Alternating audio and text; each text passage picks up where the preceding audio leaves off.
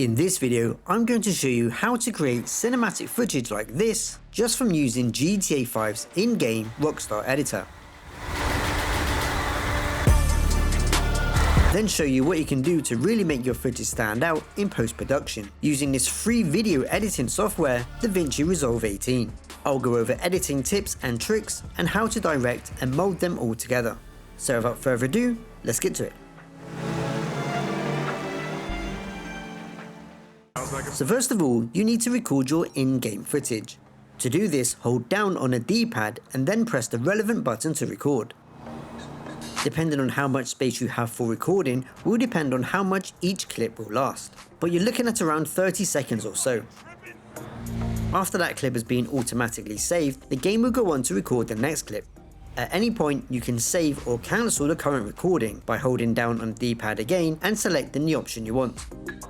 If there are certain scenes you want to create, for example at night in the rain, you can do this by creating a job, where you can adjust the time of day, the type of weather, and whether or not you want traffic, pedestrians, or even wanted levels. This one here is a simple point-to-point race, which I then used to go wherever I want around the map. Once I've recorded all the footage, you now want to edit. To do this, head back into story mode, pause the game, and head all the way across to the right to Rockstar Editor. This is where you would do all your camera movements and directing. This has a lot of tools, but it's actually very easy to use. So to start with, you want to create a new project.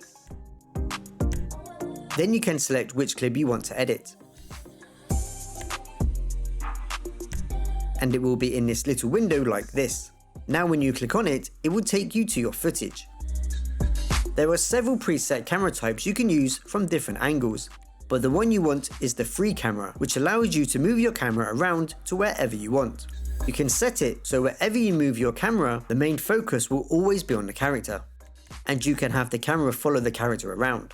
For the mount type, this is how rigid or flexible you want the camera to be. So if it's rigid, the camera will be very stiff.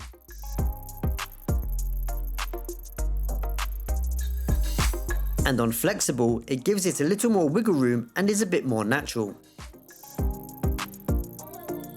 Down near the bottom of this list, you have shake. This is where you can give the camera more movement from its position, and you can set the intensity. So for a frantic run-in, you'll set the handheld camera high, or for car chases, you'd use something like the air turbulence to give it that rumble and bounce to your footage. And then you can choose if you want your camera to be zoomed right in or zoomed right out.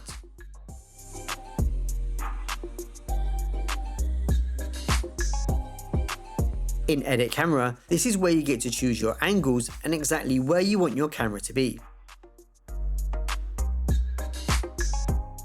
So here we had it set to looking at the player and to move with the player.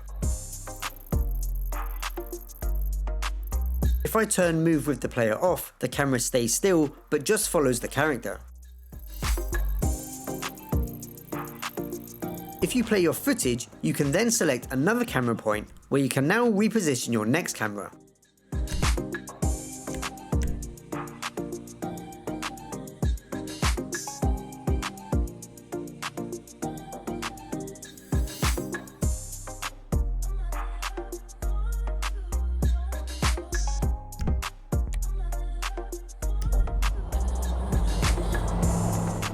So going from watching him running away into a side view.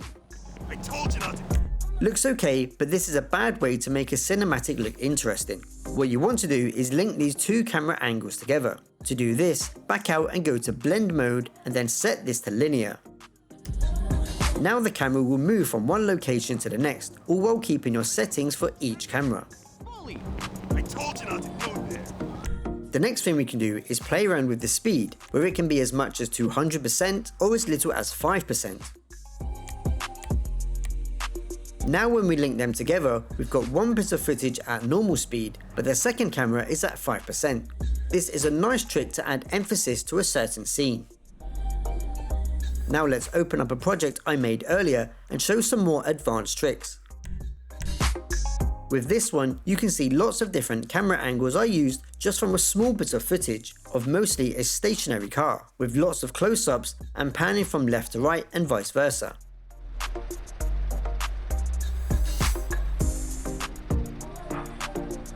One thing you need to be wary of when filming your panning shots is that the speed from one camera position to the next is not all at the same rate. What I mean by that is it accelerates slowly, hits top speed, and then slows down again towards the end.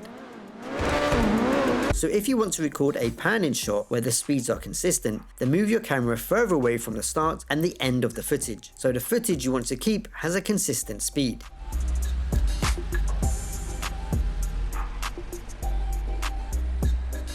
If we look at some action footage, you'll see for something that has lots of action, the camera is mostly likely moving as well, or it's changing focus to highlight extra information, like this sign on the highway. As you can see, I added in some air turbulence to shake the camera around for that extra impact of the shot.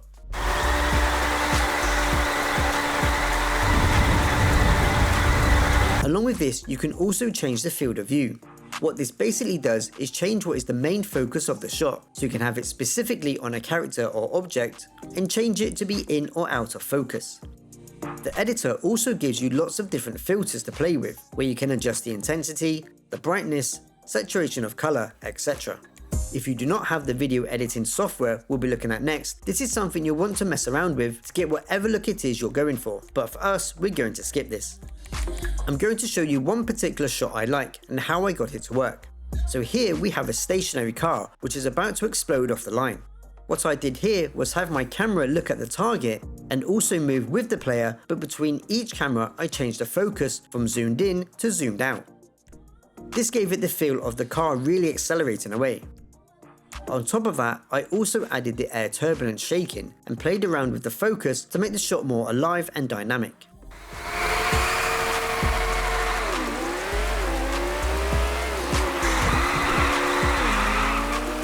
There is one major annoyance with the Rockstar Editor, and that is how little distance you can move your camera away from the point of recording, as in where your player is.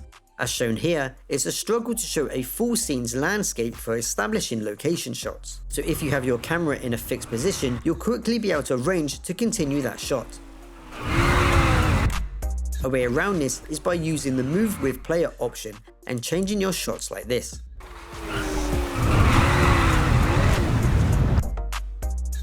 So now you have all of your camera movements and directing done, you need to record it.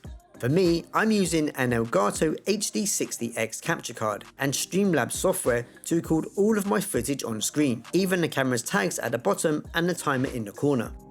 The reason for this is that I can edit in real time if I need to make any changes. Your other options are to give a full preview, but you still have menus on your screen, or to export it, but this will have a big Rockstar logo in the corner. Don't worry about every little mistake in your recording, just as long as you have the raw footage you need, as you can edit that out in the next part. So this is Davinci Resolve version 18. This is totally free software, and trust me, this is more than enough than you'll ever need for such adventures. I'll leave a link for their free download page in the description. I'm not going to give a full guide on how this software works, as there are many videos for that out there, but I'll go through the basics you can do to make your footage look so much better. So this is the raw footage and the editing I did for the Obey 10F cinematic.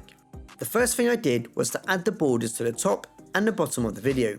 Not only did this hide the bits of video I didn't want in it, it also gives it a widescreen appearance and makes it look more cinematic. The next thing I did was look at the colours and gave an overall colour filter. If you add a colour space transform to your clip, you can choose from a long list of default settings. In this case, I used the Panasonic V Gamut for input color space and the ST2084 for the gamma. But all of these settings will depend on what kind of video you want to make. But these worked really well for the nighttime rain look I was going for.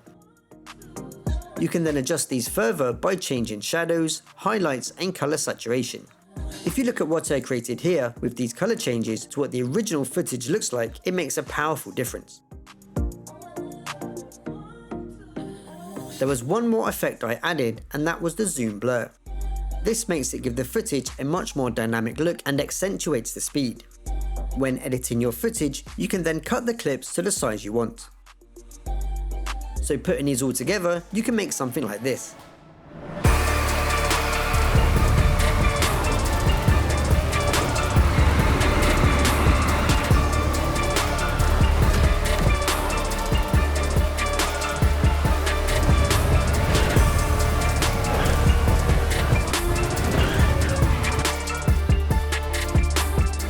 that is how I make my cinematics using Rockstar Editor and Davinci Resolve. If you found this video useful, please drop it a like and subscribe for the best GTA guides on the internet. Here are some other videos you may also enjoy. I'm BeatsDown, and I'll see you in the next one.